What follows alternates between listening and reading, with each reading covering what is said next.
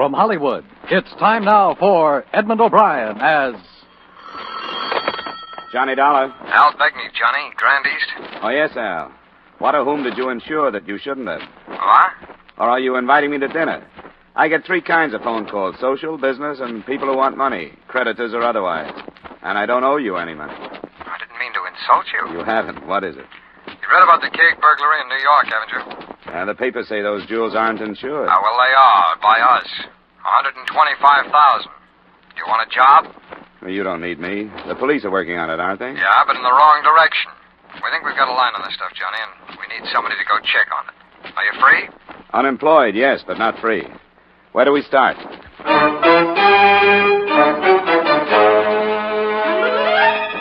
Edmund O'Brien in another adventure of the man with the action-packed expense account. America's fabulous freelance insurance investigator. Yours truly, Johnny Dollar.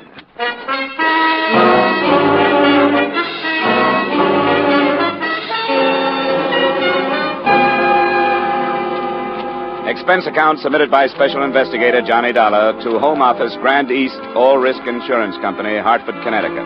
The following is an accounting of expenditures during my investigation of the Adam Keg Matter. Expense account item 1, $34, transportation as instructed from Hartford to New York and the Parkview Manor, an apartment hotel on 59th. Your man Begney met me in the lobby.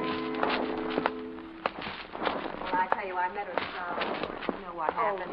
No, she was with one of those dancers. On the dancing television. Oh. Hello, Johnny. Well, it's a fast trip. How are you, Al? Fine. We'll go right up. I think the kegs are waiting for us. Elevator's right over there. Say, this Keg, he has some money, hasn't he? Yeah. Yeah, he's the angel type, and so far he's married at least one girl from the line from every show he's ever bagged. Is that bad? I wouldn't know, Johnny. You'll find Adam Keg to be a very dislikable character, so hold your temper if you can, huh? Do you have any special reason for keeping it secret that you insured this missing jewelry? Well, it's more or less of a courtesy to Keg. He's lost some money this season, and, well, sometimes these thefts cause some speculation, you know. He'd just rather not be talked about that way. Going up, gentlemen?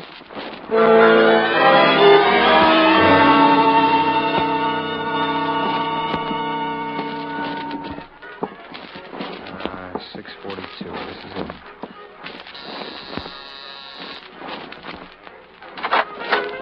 Hello. Mrs. Keg? Currently, yes. I'm Mr. Begney from the insurance company. This is Mr. Dollar, our investigator. How do you do? Well, come on in. Thank you. Is your husband at home? Yeah, he's here. He's taking a nap. Sit down. I'll wake him up. Wake me up? These men want to talk to you, Eddie. If you'll take that corn off the phonograph, maybe we can talk. Sure. I didn't know it bothered you. Which one of you is Begney? I am. This is Mr. Dollar, the investigator we hired. Are you one of these New York private detectives? I've heard the majority of you are willing to play both ends against the middle. I've heard that a lot of clients like it that way. What do you mean by that? Anything you want. Gentlemen, please. Mr. Keg, I understand there was a message of some kind this morning? Who is this man? I'm from Hartford. There's not as much chance in a small city for two-end dealing, so I haven't had much practice. But I'm willing. Mr. Keg, Dollar here has worked for my company a number of times. We wouldn't have hired him if we didn't trust him. Now, please, will you tell us about this message? Go get the papers, Sylvia. It's right next to you. Right there, in the magazine rack. I didn't put it there. Here it is. Is anybody going to explain it? Let me, Addie, if you don't feel like it. I don't. I'm bored with the whole thing. The paper was left in front of our door the same as usual this morning.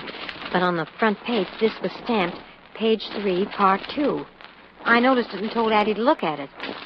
The bellboys deliver your paper? Yes, Danny does. And here it is, see? This antihistamine ad. In histon. You see, the I and the N have been crossed out.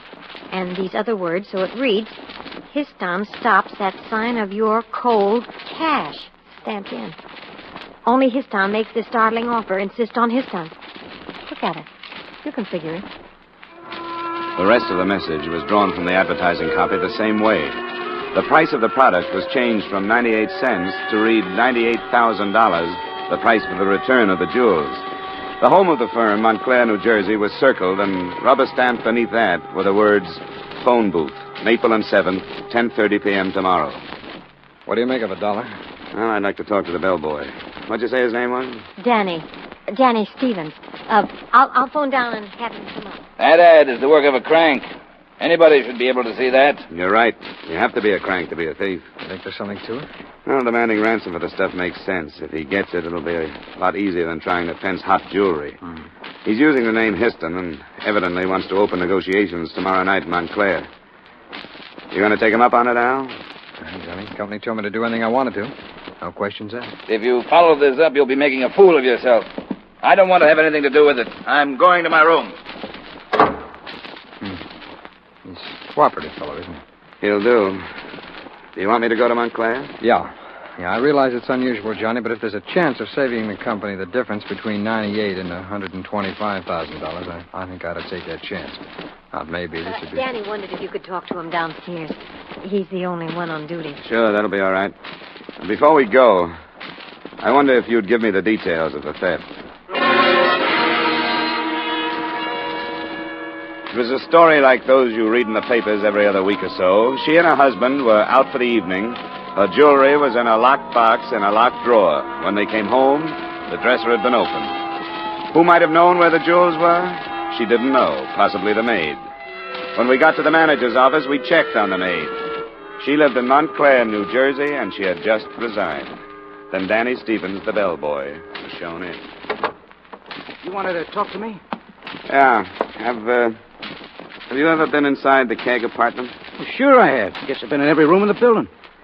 How many times have you been there? Oh, I don't know. How would I know anything like that? How well did you know her? Oh, Mrs. Keg? Good enough to talk to. Had a cigarette with her once. You don't think I had anything to do with this, do you? You put the paper in front of the door every morning? Yeah, that's right. How about this morning? When I got up there, paper was there already. I didn't think much about it because I figured maybe the night man had gone up there and left it. Had he? No. As soon as Mr. Keg called about what was in the paper, I asked, and Jim hadn't been up there at all. That's what he said, anyway.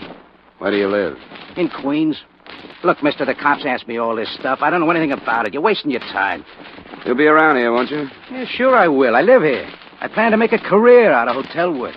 I won't leave.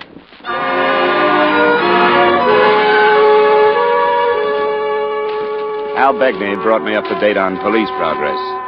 The case was 3 days old, and all they had was some worthless, smudged fingerprints and the assumption that the same implement had been used to pry open the apartment door, the dresser, and the jewel box. They were canvassing the known fences so far without success. Expense account item 2, $25, dinner, drinks, etc., after checking into the Hotel Langley. And expense account item 3, $40 for car rental the next evening and the 15-mile trip to Montclair.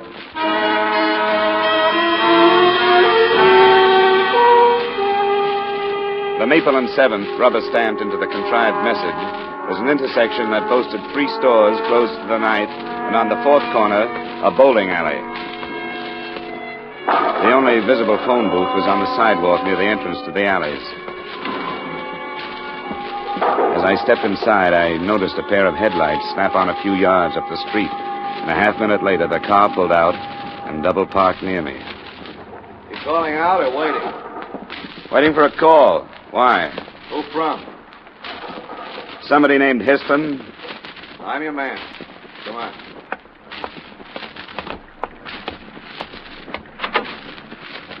I came alone. You could cause me some trouble, but don't do it. You won't get the stuff back that way. That's the deal. I came to listen to you, not play hero. Yeah. Come on, get in.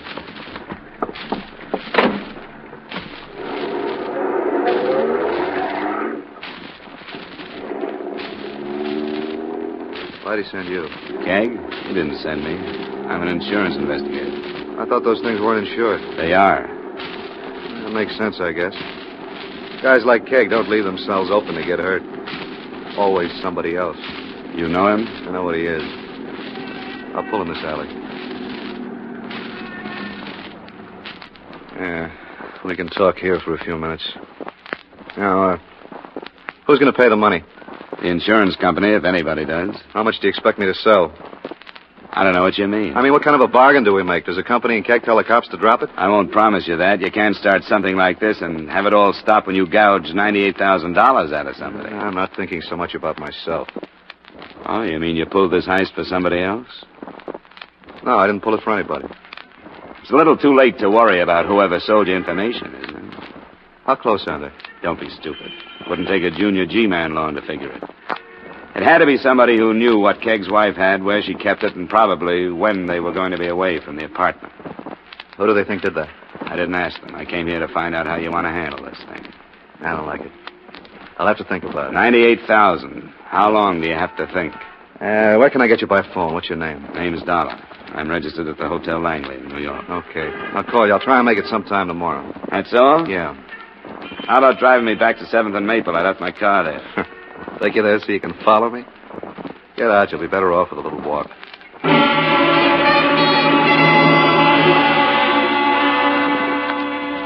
He kept his lights off while he drove out of the alley, so there wasn't a chance to get the license number. But I had memorized his features and a V-shaped scar on his right cheek. It was 10:45 when I got back to my car. Not too late, I hoped, to call on Miss Millicent Weaver, the maid who had recently resigned her job at the Keg's Hotel. But I've been through all this with the police. I don't think it's right somebody can be pushed around and nagged like this. Do the police know you quit your job? It's none of their business. They'll be back to you when they find out. They'll want to know why you did. It was entirely personal with me.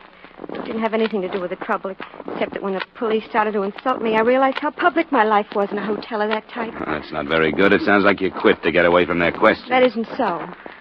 I won't tell you why, but, well, it has to do with my own personal code of ethics and how hard it was with that pack of linen closet wolves that hunted in that hotel. Do I make myself understood? Yeah, I think so. But you did know where Mrs. Keg kept her jewels. If that's a crime, it's her fault. So busy impressing me with them. What do you know about a blonde man with a scar on his cheek like an upside-down V? Who? I didn't get his name. Curly blonde hair, nose that might have been broken. He's about my size. I don't remember anybody like that. Who is he? He lives here in Montclair. He says he has the jewelry. What does that have to do with me? Why'd you come here? I just wanted to meet you, Millie. If you run into a blonde man with a scar, let me know. I'm at the Langley.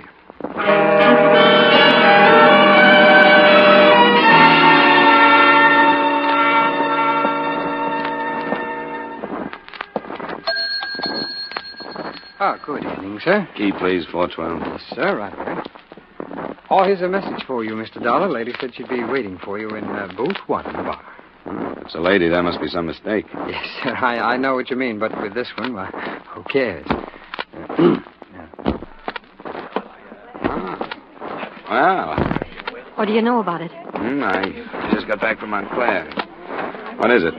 Danny, the bellboy. They told me at our hotel. Danny's been killed. When? Tonight sometime. I'm not sure. But I'm afraid of what's going to happen.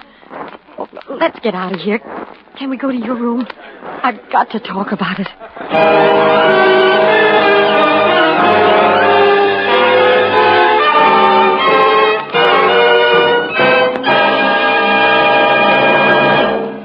We'll return you to the second act of yours truly, Johnny Dollar, in just a moment. But first, Hopalong Cassidy will come riding up to the door at CBS, the Star's address, again later this evening, with another fascinating Western adventure.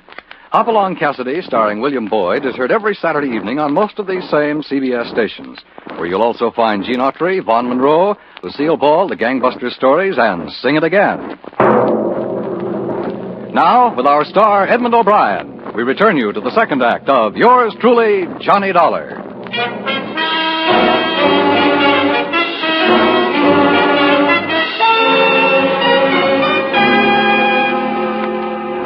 Mrs. Keg was silent during the elevator trip up to my floor, and until we were in my room and I had closed the door. Then she settled on the edge of the bed and started. I couldn't tell if it was an act or not. Come on, stop it. How much did you have to drink while you were waiting for me? I'm not drunk. Then let's use a little control, shall we? This sounds like a crying jab. Stop feeling sorry for yourself. Oh, I'm not. Look, if you're trying to make me feel sorry for you, drop it. Frightened dames don't touch me anymore until I find out what they're afraid of. Oh, shut up. I couldn't help it. I've been holding it in since I heard. Holding what in? I'm afraid of what my husband is going to make out of it. Out of Danny's death? Yeah. How was he killed? He was run down by a car. going home from a movie. They haven't found the driver. You don't think it was an accident? I don't know. Danny was the first one questioned by the police after the robbery. I know they thought he knew more than he was telling. Do you think he was mixed up in it? Well, if he was... Yeah? If he was, my husband is going to accuse me of being in it with him. Stealing your own jewels? How does that work? Oh, they weren't mine. The privilege of wearing them was. That's the way it's been with all his wives. You lose the privilege when you're divorced. You were due for a divorce? Yeah. He got some ideas about Danny and me. It's funny, so did I. Well, there was nothing to it. He was a nice guy. Used to drop up once in a while. That isn't what he told me. What did he tell you? Maybe it isn't important. Danny did know where you kept your jewelry, didn't he? Yes. The dresser and which drawer? Yeah, I'm afraid he knew quite a lot about me. I didn't think he'd use it to do anything like that to me. How much are you holding back? Nothing. I came to you, didn't I? What about that hoked-up offer from Montclair? You know more about that than I do. You went over there. Yeah, I met a guy who decided to renege. He could have been a decoy, or he could have been Danny's killer. Oh, I don't know anything about it. I hoped you'd believe me. That's why I came to you. I was going to ask why. What do you expect me to do? Nothing, I guess. I wanted to tell somebody that I knew what was going to happen, and you were handy. Adam is going to rant and curse and accuse me of every sin that exists. That's his marital privilege, I guess. Yeah.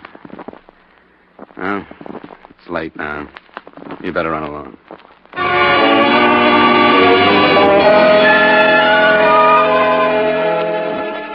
The police played it cagey. If they did suspect that Danny Stevens' death was linked with the burglary, there was no mention of it in the papers the next morning. So after breakfast, I settled back to await developments. At 10, my phone rang. Johnny Dollar. Mr. Dollar? Yeah? 1 moment, please. I have a call from Hartford. Go ahead, please.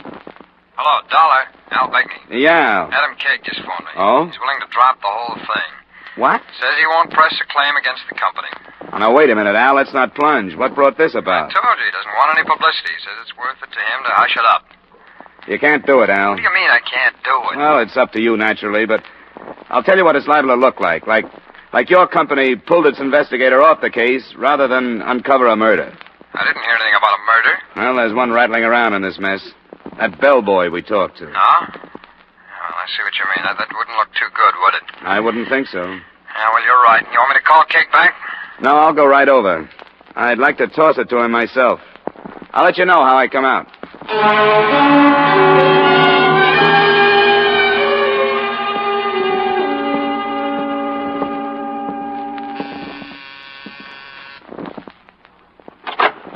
Oh, what do you want? I want to see your husband.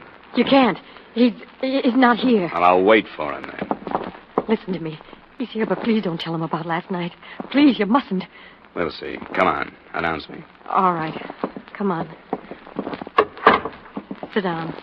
I'll tell him. Thanks. Addie, Mr. Dollar is here to see you. Who? The investigator. I thought I told that confounded company to leave me alone. The devil do you want? I'd like to know why all of a sudden you wanted this investigation dropped. I've been doing things the way I want to for quite a few years. I want it dropped. What's it to you or to your company? I assume you're being paid. They won't lose any money. Are you afraid of what might come to the surface if the police investigate Danny Stevens' killing? I don't want any more publicity on this thing. What would I be afraid of?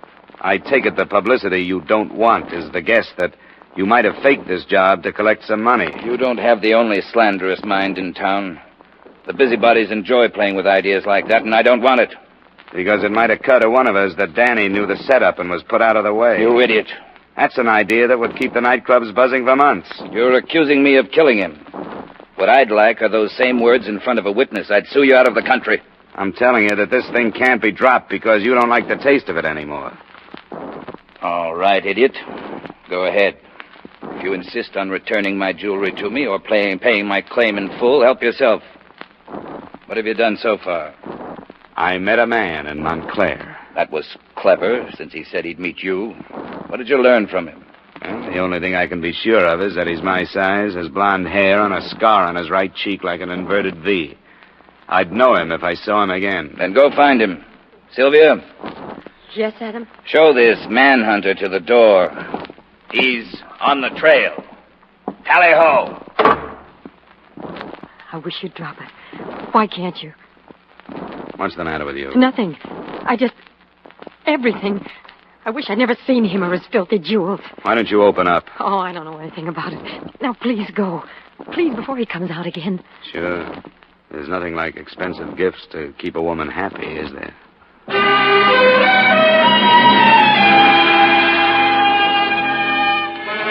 So there I was in the middle of 59th Street with a basket full of suspects. An owner who didn't want to collect on his insurance or recover his stolen property, and an insurance company that wanted to drop the investigation but couldn't.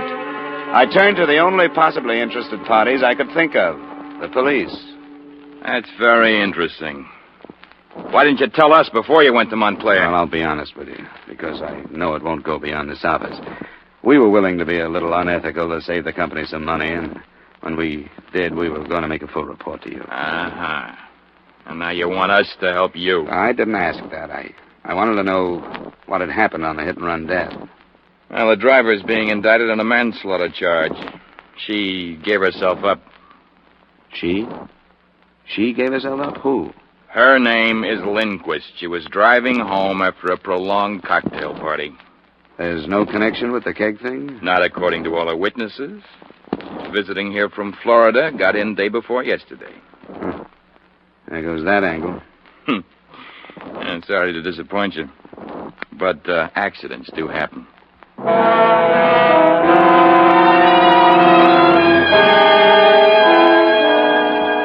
That's when I called the company and agreed that we should give up the case. I was in my hotel room packing when a knock on the door changed my mind again. I can't stand it any longer. I gotta talk to you. You said that before. Come on. Well, what now? That man you met in Montclair, I know him. What makes you think so? Blonde, a scar on his cheek. I used to go with him before I married Adam. Who is he? Stanley Griffin. He's a musician. What did he tell you? Do you know where I can find him? Yeah, on 8th Street near the village. I forgot the number, but it's in the phone book. All right. He's been in your apartment? Too many times. I've had to call the hotel detective to keep him away. Ah. Griffin. Stanley A. Okay. I don't know why, but I'll go check it.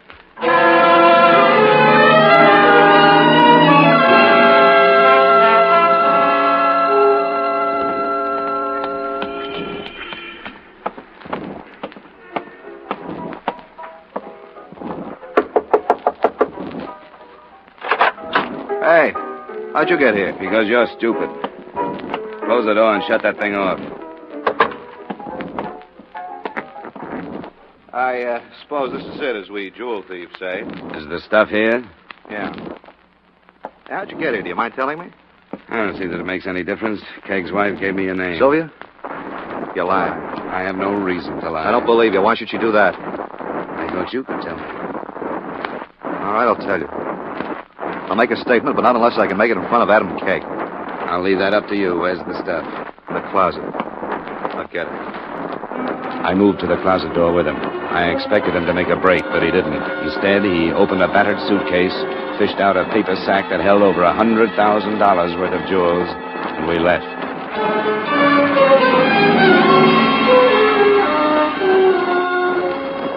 Well, what's this? Your stolen property. This is Stanley Griffin. He has a statement to make to you. Where's Sylvia? Mrs. Keg is in her room. I think she'd better come out. Why? She was going to share the profit. Stan! I think she should share the failure. Stan, you're lying. Why are you doing this? Tell him you're lying. How should I tell him that? Because you are. I had nothing to do with it. Oh, stop it. Well, Sylvia, He's lying. Adam, don't listen to him. He's lying. Am I? You tell him, Sylvia. You make him believe that I'm lying. You can't do this! Come on. Hey, quit it. Come on. Let go of me! He's lying! He's lying! He's lying! Calm down. You're a rotten loser, Sylvia. You always have been. You're a beautiful winner, but you're a rotten loser. Adam! Where are you going? I'm going to call the police. Adam! Sit down. You said you'd do it, didn't you? You said you'd drag me out of here. I thought you were just high, but you meant it. He's lying, Mr. Dollar.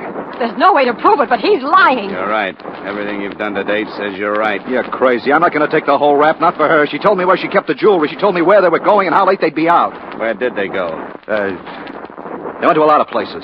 Now, you'll have to do better than that. She'll crack your story if you don't. She told me. I saw them go. But where, Stan? Where could she go so that she could leave all her jewels home for you to pick them up? That must have been part of your plan. Where? Tell him! Get away from me, Dollar. You've got it back. Leave me alone. Stay here. Don't try it. Get away from me. Get up. Why not? Keep him away from me. Yeah. Keep me away while you can, Sylvia. But don't ever forget it. I'll be back.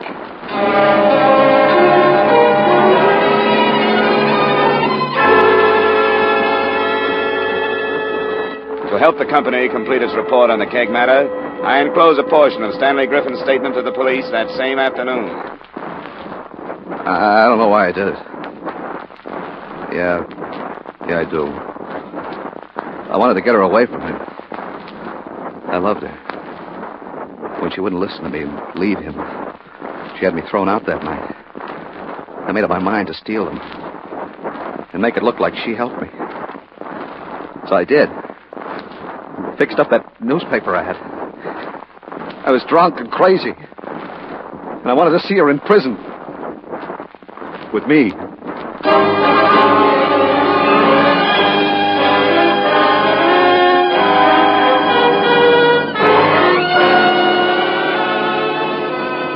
Expense account item 4, miscellaneous, $55. Item 5, same as item 1, transportation back to Hartford. Expense account total, $230.40. Remarks? The whole matter was no more than a cloud of smoke. The bellboy's death was inconvenient but accidental. And the burglary was a rare type committed not for profit but for revenge by a jilted man. The company could have saved the above total, but please remit. Yours truly, Johnny Dollar.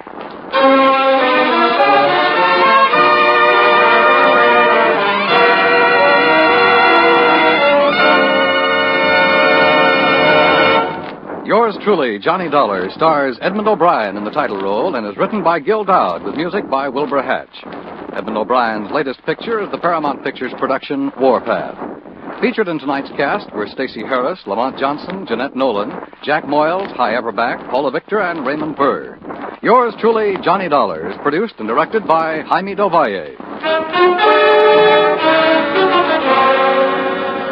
This is Dan Coverly inviting you to join us next week at this time when we will again bring you Edmund O'Brien as... Yours truly, Johnny Dollar.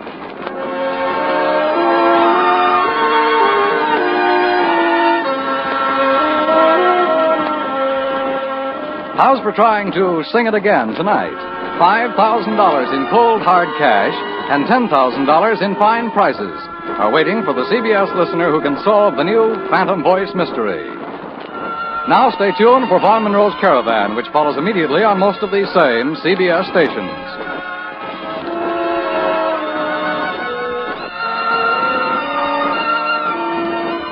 This is CBS, where you laugh with Lucille Ball and my favorite husband on Saturday nights, the Columbia Broadcasting System.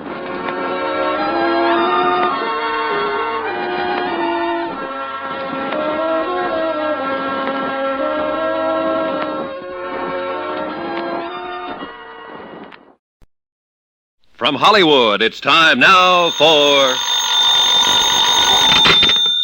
Johnny Dollar. This is Dean Sellers, Mr. Dollar. You may recall meeting me this afternoon at the... Yes, you're Miss Crane's fiancé. What's on your mind, Mr. Sellers? I'm downstairs in the hotel lobby. I'd like to come up and talk to you, if I could. Well, I was just on the point of leaving for the police station. Oh, then you know about Betty. Yes. As a matter of fact, Chief Durham arrested her here in my room. What? I said she was arrested. I know, but what was she doing there? I had the gun that was used to murder Smiley Prell. She wanted it back. What do you mean, wanted it back? Why all the interest in this girl, Mr. Sellers? Well, Is it just because you happen to be engaged to the woman she works for? Well, yes, you might say that. No, that's not it at all. I've got to talk to you. All right. I'll meet you in the hotel bar in 5 minutes.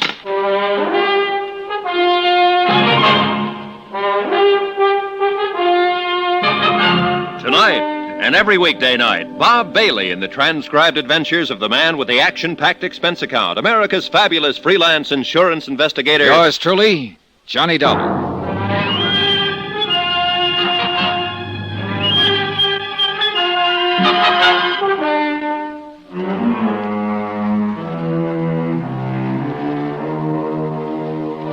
From Special Investigator Johnny Dollar, location Cranesburg, Ohio. To the Home Office Tri-State Guarantee Company, Hartford, Connecticut. Assignment, the Cranesburg Matter. Expense account continued.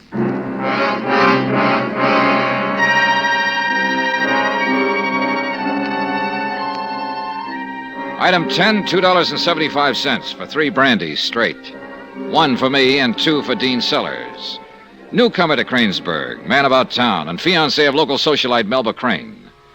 The man who'd given her the pearl necklace that had been stolen from the safe in her home.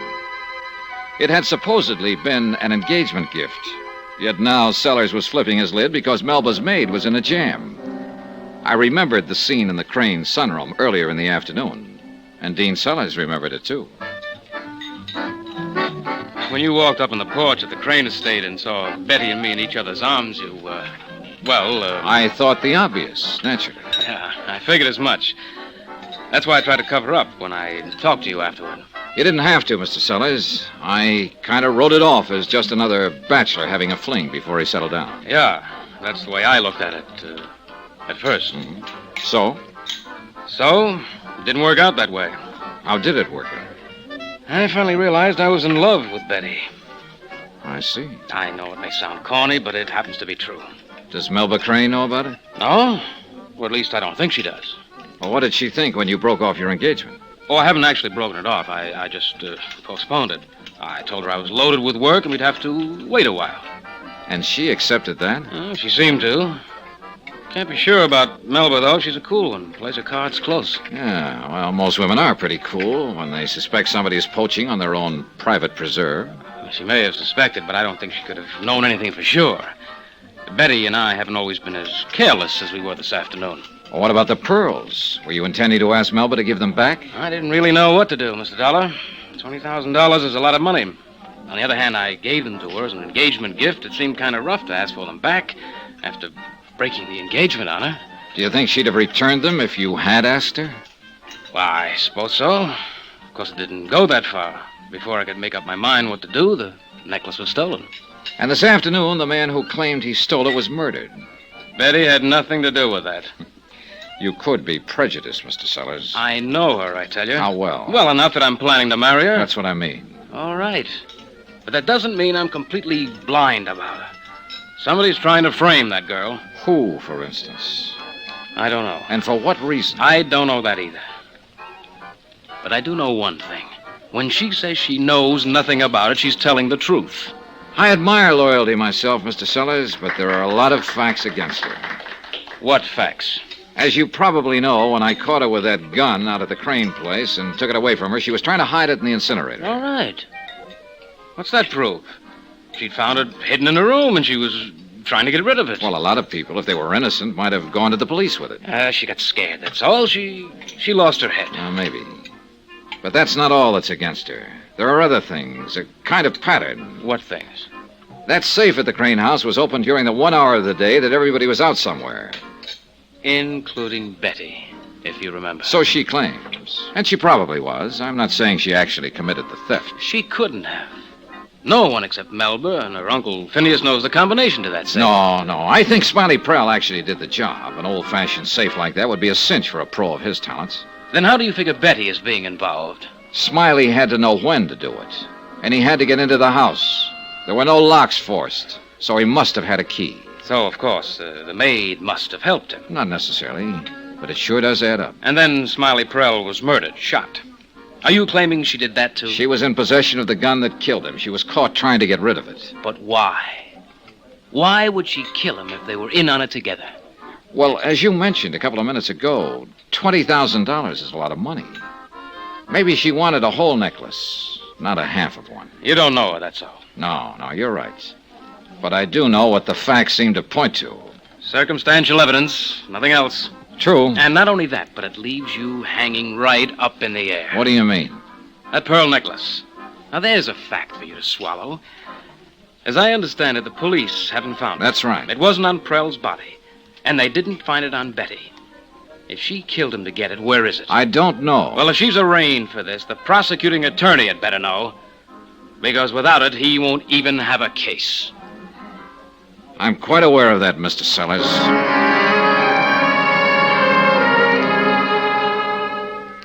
I left him standing there, belligerent and despondent, and drove across town to the police station. It was late by then, and Cranesburg had pretty well folded up for the night. Well, that was fine with me. The fewer people I saw at the moment, the better. I felt about as low as Sellers did, because I was starting to get a hunch that this one might turn out messy, that no matter how it might end, some average, decent people were bound to get hurt. It's like that sometimes when there's been a murder. Chief of Police Durham looked like he was expecting me. Sit down, Mr. Dollar. Thanks, Chief. You, planning to spend the night here? Nope, I'm about to give up. Going home in a few minutes. I've been trying to get a statement from that girl. Any luck? It depends on how you mean it. She's willing to talk, all right. Answers anything we ask her. But not the way you want her to answer, is that it? And she won't budge an inch away from that same story. Says she found the gun hidden in her room, was scared because of the robbery last week, and tried to get rid of it. What about Smiley Prell? Claims the first she heard of him was that bulletin on the radio telling about his murder. That's when she got panicky and came to the hotel to get the gun back. And that's all she knows about it, huh? So she claims. We couldn't budge her on it. Uh-huh. You still haven't found any trace of the necklace, huh? Nope. And without it, I doubt if the DA will even issue a complaint. Yeah.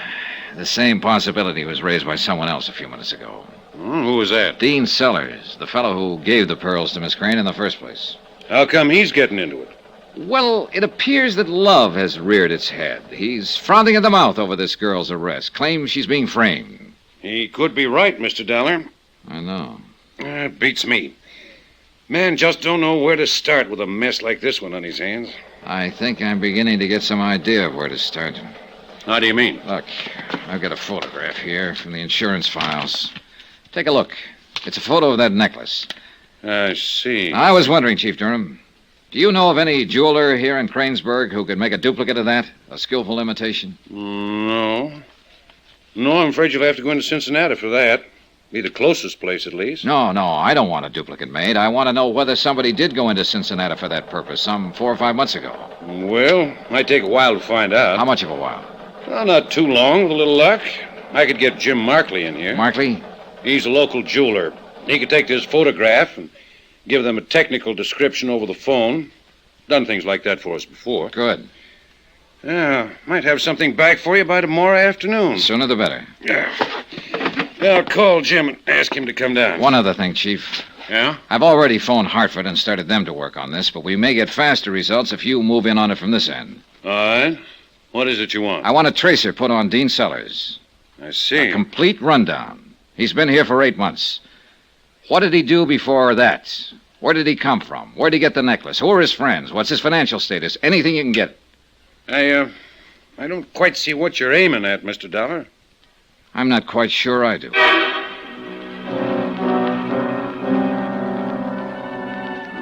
It was after midnight, and there was nothing more I could do until the next day except drive back to my hotel and sack in for the night. It was a good, sensible, conservative intention, and I managed to carry it to the point of taking off my tie and unbuttoning my shirt. The night manager had been pretty upset earlier when Betty Jackson came to my room and then left under arrest. I don't know what he thought when I had my second female visitor.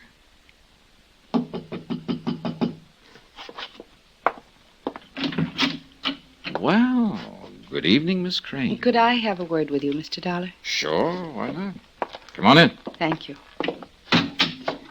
I guess it's a little indiscreet of me to come here like this. Oh? Why so? Well, after all, this is Cranesburg, and when one has to maintain a sort of position in town, well, I'm sure you understand. Oh, perfectly. How about a drink? What? Drink. Drink. I even happen to have 2 clean glasses. I'm afraid you have the wrong impression, Mr. Dollar. Why so? It's good cognac. The best, in fact. Won't do a bit of harm to your position. Make it a double, if you will. Check. May I ask you what has happened to cause you to throw discretion to the winds in this mad fashion, Miss Crane? I felt there was something I ought to make clear to you concerning Dean, my fiancé. I see. Here you go. Thank you. I believe you talked to him this evening, didn't you? Briefly, yes. Then you know, of course, that he's taking up for this girl, trying to defend what she did. He did seem to have something like that in mind. I also think you may have observed a little tableau in the sunroom when you came to the house this afternoon. Oh, now look, Miss Please. Crane. I'm quite aware of the situation. I've observed a few of those scenes myself. I'm not a complete fool, you know. Why are you telling me all this? The reason should be obvious. I'm dense. I can only understand what I actually hear. What I mean is, it should be rather apparent that any alibi Dean might supply in a noble attempt to save this poor innocent girl should not be given too much credence. Because he might be prejudiced in her favor? Is there any doubt of it? Your glass is empty. Like another one? Oh, I don't believe I should. Thanks. Aren't you a little prejudiced, Miss Crane, against the girl? Very likely, under the circumstances. Am I to take it, then, that you're on her side, too? I am on the side of the Tri-State Guarantee Company, and if you remember, they're out $20,000 on a necklace that was stolen. I'm here to get it back, that's all. I think I'd better go. I shouldn't have come here at all. Whatever you think. Oh, by the way, has Uncle Phineas talked to you yet? We passed the time of day. That's all? Well, we didn't have much time. The circumstances were a little unusual. Then you've probably been spared some of his wilder imaginings. I wouldn't count on that. What do you mean? Sit down, Miss Crane. Finish your drink. We haven't even started to talk.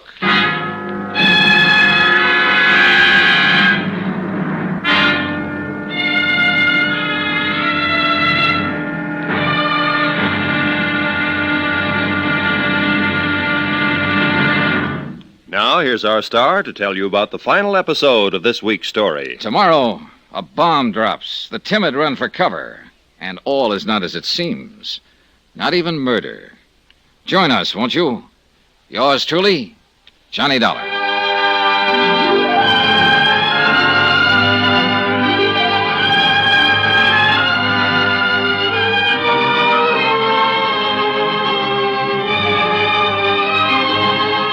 Yours truly, Johnny Dollar, starring Bob Bailey, is transcribed in Hollywood.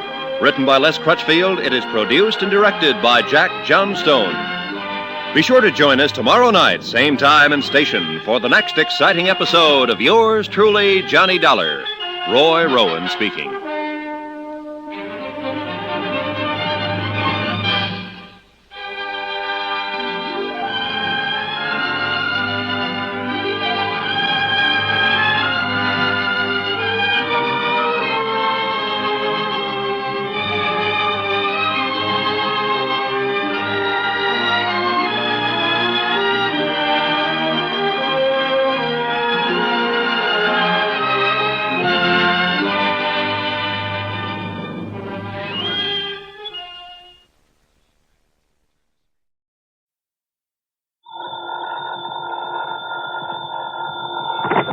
Johnny Dollar.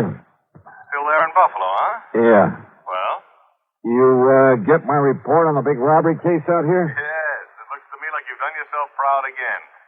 Only if you're still there, how come your expense account included transportation back here to Hartford? I'm afraid I got a little ahead of myself, Pat. Or maybe just padded a bit before you actually spent the money, is that it? Yeah, something like that. Well, I think we can overlook it this time. After all, you recovered something over $400,000 that was stolen from that store. Well, let's say I found out where it went. Well, that's the same... What? You mean to say you didn't get that money back? Not yet. Oh, but Johnny...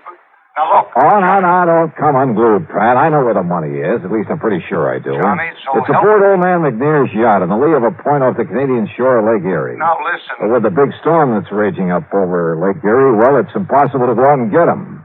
Who's them?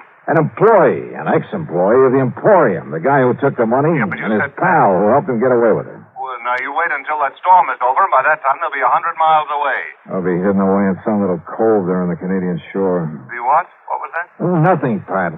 Now, listen, I'll keep on it. You'd better. I'll bring him back here, and the money, or die in the attempts. You fail to get that money back, and I'll gladly attend your funeral. Yeah, okay, Pratt. I'll stay with it. Believe me, Johnny, you'd better.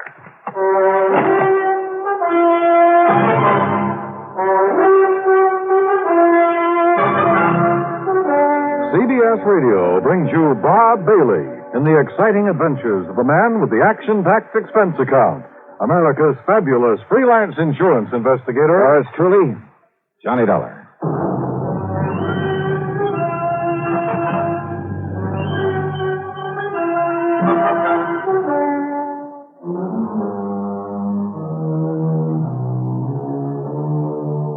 Expense account submitted by Special Investigator Johnny Dollar. To the Universal Adjustment Bureau, Hartford, Connecticut. Attention, Mr. Pratt McCracken. Following is an account of expenses incurred during my investigation of the Further in Buffalo matter. What I hadn't told Pat over the phone was that the last minute the Coast Guard had stepped in, forbidding me to go after those crooks in a rented subchaser after all. And you know something? Because of that storm, I'm afraid they were right. In spite of the fact I'd already paid for that boat and could only get half of it back. I'll put that down as a credit on this expense account. After all, it's on my American Express credit card. Anyhow, all I could do was sit around my hotel room and wait for the storm to quit. Yeah, sit and wait. Come in. Well, Dollar? Oh, hi, Mr. McNair. So you couldn't go after those criminals because of this storm. Well, sir, just as soon as it lets That's up... no reason for them to get away. Not with my $400,000. $421,216. Yeah, look, Mr. McNair, Quite frankly, that amount of money doesn't mean very much to me. But to coin a phrase, it's the principle of the thing. Yeah, sure. So how can you sit idly here in this hotel and... Well, have you got in touch with the Canadian authorities? Yes, sir. And they can't do any more than we can. Also, there's a kind of ticklish international situation here. What international situation? Well, if by any chance I should be wrong... Be wrong? About what? Well, look, after all, the only evidence against John Harker and his pals so far is the circumstantial count. I thought you were absolutely certain they took the money. I am, as sure as I can be, until I get my hands on that money. I had all the faith in the world in John Harker. Then you came along and destroyed it. Destroyed it with your theory that he and some friend of his committed that robbery. Mr. McNair. Well, just let me tell you something, young man. You go out there to wherever he is on my yacht, and you find him. But when you do, you'd better also find proof that he stole that money. I'll do everything I can. Because if you don't, if you or anybody else finds out that he is innocent, Dollar, I'll ride you out of Buffalo on a rail.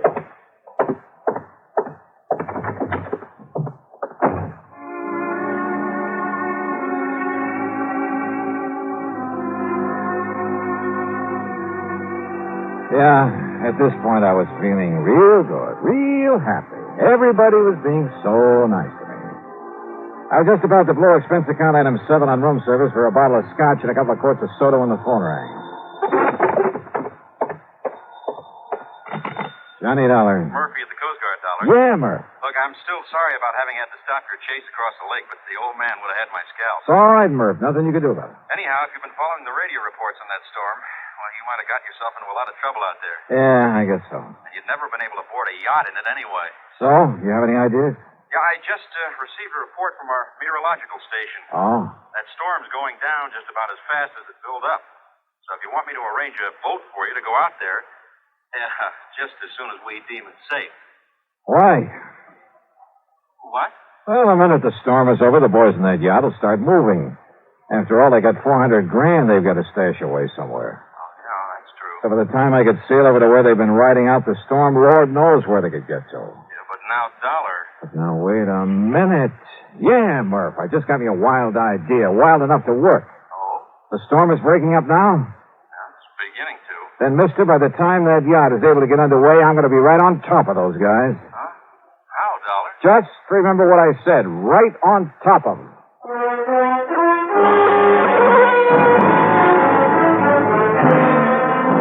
Expense account item 7, $3.25 for a taxi out to the municipal airport. Along the way, I noticed the rain was letting up, the wind was dying down. At one side of the airport, I found exactly what I was looking for. Within a couple of minutes, was in a little office talking with Tinker Barnum, owner of the Barnum Flying Service. Sure, Dollar. Complete equipment for it. Winch, line, slings, everything. Good. You see, we not only give a lot of demonstrations, instruction, that sort of thing, but now and then the Coast Guard calls on us to help with an actual rescue at sea. What'd you say your price is? $300. That includes me at the controls. Okay, then it's a deal. Okay, we'll take off just as soon as the wind goes down a few more knots. Oh, sorry, Tink. We got to take off right away. But if the wind starts blowing up It again... won't, and I got that straight from the Coast Guard. You're sure of that? I'm sure, so let's go. Well, I don't know if the tower will give me clearance. Then forget the tower. Well, now, wait a minute. 400? But I could lose my license, Dollar, get in a lot of trouble. Well, there's nothing else taking off from the field right now. I know. But that flight that just came in had a pretty rough time of it. Tell the tower it's an emergency, a rescue operation if you have to, but please, let's get going. Now, listen. It could be very dangerous. All right, that's a chance we'll have to take. 500? 550? Keep talking. Well, after all, it's $400,000 this thing. What? $600. Take it or leave it.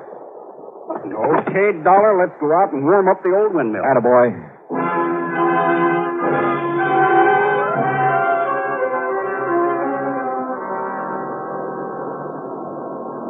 It was my first ride in a helicopter, and, brother, what an introduction. I've been aboard regular planes in rough weather lots of times, but the way that wind tossed us around picked us up and let us down, and with nothing but the broad wind-chopped surface of Lake Erie below us. Well, it was an experience, to say the least. For the first half hour, Tink was fighting the controls every inch of the way under the gray, ominous scudding clouds that raced by overhead. Then, all of a sudden, the clouds left us. The sun came out in all its glory. The most welcome sight I've seen in years. And the air calmed down. Then finally, standing out clearly under us was the Canadian shoreline. Look ahead, Dollar. Over to the left a bit. Yeah, Tink? That neck of land, that peninsula sticking out into the lake. Yeah, I see it. Long Point. And the yacht was supposed to be riding out the storm in the lee of it. I don't see it. The lee side would be the... But I do. Look, moving along the far side of the point. That's a cruiser, Johnny. But is it the right one? Come on, take us down to her. Right. Meantime, I'll get the sling ready so you can drop me down to the deck. Right.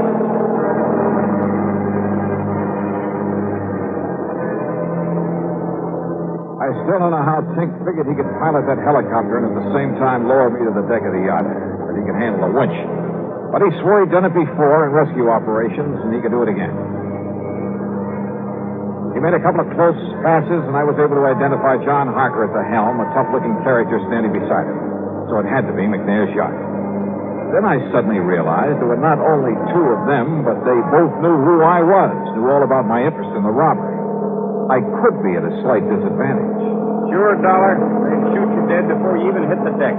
Tink, I can't remember when a lie has ever paid off or even worked. I've got to try one this time. Well, listen, we could simply keep a line on them and find out where they go. Yeah? And what happens when this X-Beater runs out of gas? Yeah. Oh, well, I can radio the Canadian Coast Guard. No. By the time they get through the necessary red tape to hold those boys and get here from wherever their nearest station is. Yeah, I see what you mean. Okay, then, Johnny, open the door. Use this megaphone. Thanks. Here. I'll hang around over them. Right.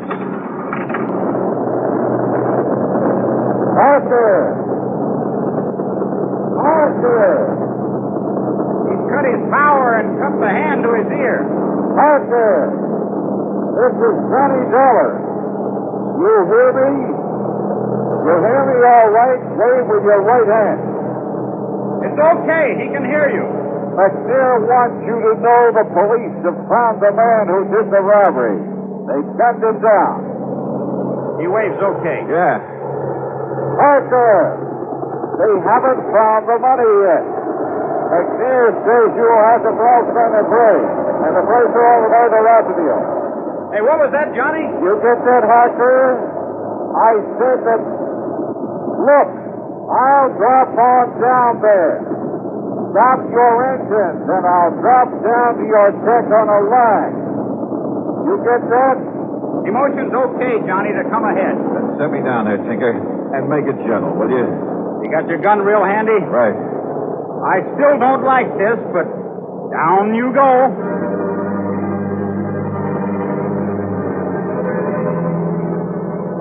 Swinging around under that copter, hoping I'd hit the deck of the boat below, was no fun. It was a pretty small target, and the yacht was still bobbing heavily. But Tink was an expert, and a couple of minutes later, I saw the deck slowly coming up to me. Slower! Slower! Coming down too fast. That's it. That's more like it. Glad to see you, Dollar. Can't you steady that boat a little? Better give me a hand when I get down there. Sure. Don't worry. We'll take care of you. Come on. Get ready to pull the release cord, Johnny. Steady now. Steady. There you go. What a way to make a living. Nice work, Dollar. Let me give you a hand. Thank you. Yes, while Billy here takes your gun away from you. Oh, no, you don't. I got it, baby. Now, just one funny move, Dollar, and I'll pull this trigger. You see what I mean? Oh, yeah. I see. Yeah, just one funny move. Okay, Harker, now what? You know something, Billy? I think it might be a very good idea for you to pull that trigger anyway. All right, frisk him, Billy. Make sure Dollar hasn't got another gun on him. That's just what I'm doing, baby. Just what I'm doing. And it's all right. He's clean now. What did you take me for, Dollar? A fool? Did you think I'd be crazy enough to believe what you were shouting down from that helicopter, whatever it was? Well, as a matter of fact, Harker, most of it was double talk. And did you think I'd believe that old fool McNair sent you out here? Yeah, that's a laugh. That tight-fisted old coot. All right, shut up, Billy. For that story, the police had gunned down the man who stole the money from the Emporium. Don't make me laugh. You like to see that money before you go, Dollar? Like to run your fingers over 400 G's? Yeah, Billy. Why not? Well, it's all stashed away in that chain lock up forward. But you ain't never going to see. You're never going to see anything anymore. Can I kill him now, Harker? Can I, huh? No, wait. Huh? Stop waving that gun around. That helicopter gets out of sight. Okay, sure. Well, what's it hanging around for? I don't know. Dollar, get below the cabin. You stay here, Billy, but keep that gun on through the door where that flyboy can't see it if he comes any closer. Sure. Go ahead, Dollar. Why not? Now, you just sit right there on that bunk and don't make a move, you understand?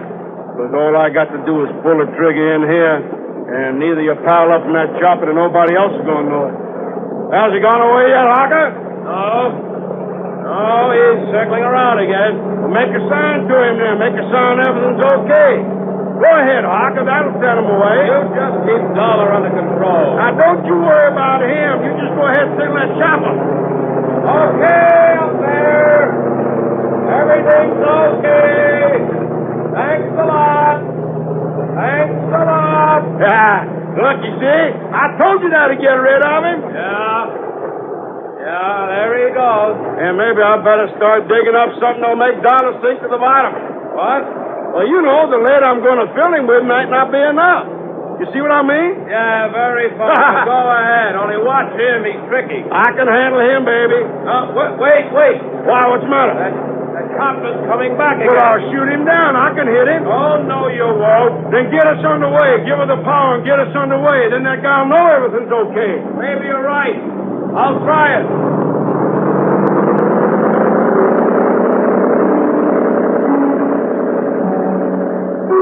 During all the talk, I sat there on the bunk looking into the muzzle of Billy's .38, knowing these were desperate men with a lot at stake. That if I made one false move, he wouldn't hesitate to pull the trigger. Even if he took the gun off me for a couple of seconds, there was nothing in reach I could use for a weapon, could even pick up and throw at him. Good work, Billy. Chopper's going away again. I told you so. Can I shoot him now? Can I kill him? I better wait a couple minutes more to make sure. When I find some chain or something to tie around him, make him sink. In the locker, under that bunk you got him sitting on. Okay. All right now, Dollar. Get off of that bunk and walk up to the front of the cabin. Go ahead. Don't forget I've got this gun on. Yeah, the copter was going back to shore. Time was running out. Then I saw them. A duplicate set of controls there at the front of the cabin. Steering wheel, throttle, everything. Go ahead, Dollar. Keep your hands up over your head. Up high. Rising off the bunk, my hands over my head, I half stumbled as though from the motion from the boat. I lurched against the wheel and grabbed it and swung it hard a port. Hey! The boat swung around crazily. Hey! What do you think you did? Hey, let go of that wheel! Lousy shot, Billy! What's the matter? Billy, what's happened down there? Plenty, Harker. And if you want some of the same... Wrong, Dollar. Dead wrong. Because I have a gun, too. Not another cent. I see what you mean. Too bad you didn't take Billy's when you... Billy? Okay, Harker. I'm okay. Well, if you think I'm going to wait any longer to kill this guy, you're crazy. Okay, Billy. Go ahead and kill him. You don't, I will. No, look. That cop. What? What's coming right at us? It'll smash into us. Stop him. Shoot him. You bet I will. No, you fool. The pilot and the cop to the flyboy. Shoot him. Right.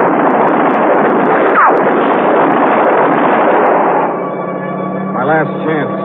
They turned to fire at Tinker up in the copter. I lunged against Billy, shoved him over the side. By the time Parker turned to fire at me, I was on top of him, swinging with everything I had.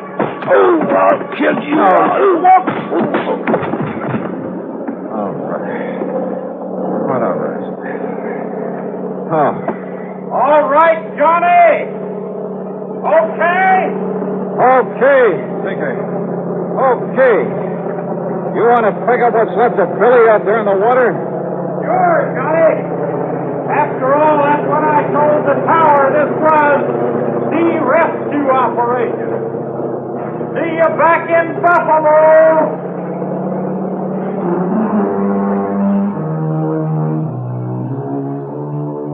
Yeah, like Billy had said, the stolen money, all of it, was stashed away in the Ford chain locker.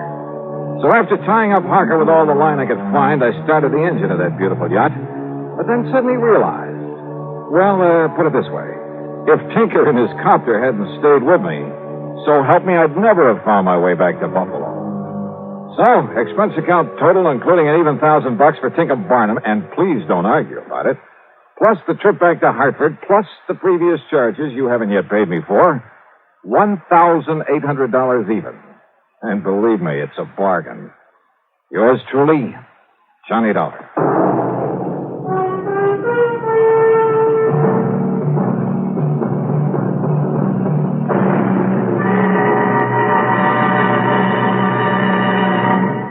Now, here is our star to tell you about next week's story. Next week, two beautiful girls. One of them a sweetheart, and one of them a killer.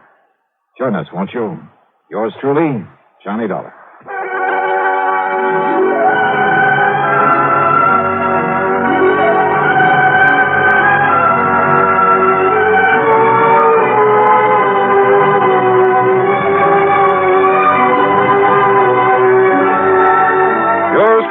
Johnny Dollar, starring Bob Bailey, originates in Hollywood and is written, produced, and directed by Jack Johnstone. Heard in our cast were Lawrence Dobkin, Bartlett Robinson, James McCallion, Dick Crenna, Junius Matthews, and Gil Stratton. This is Jim Matthews speaking.